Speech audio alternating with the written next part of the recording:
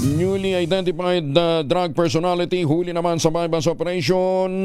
Detalye ng balita mula kay Freddy Fajardo mula sa Pangasinan. Masanto siya kabasan, Ezekiel Amin sa ating mga kababayan dyan sa Pangasinan, Freddy.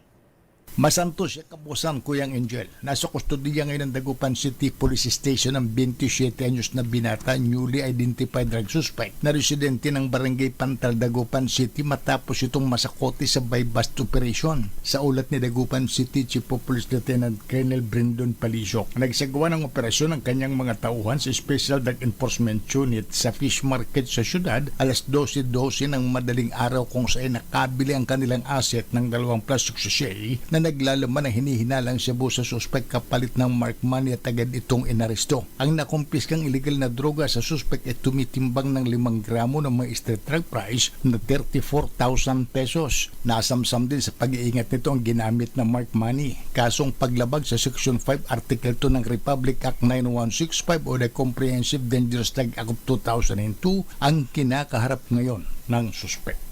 Ito si Freddy Fajardo, Aris 30 tag-uulat para sa DCRH, una sa Pilipinas, una sa Pilipinas. Maganda umaga, Pilipinas! Maraming salamat, Freddy.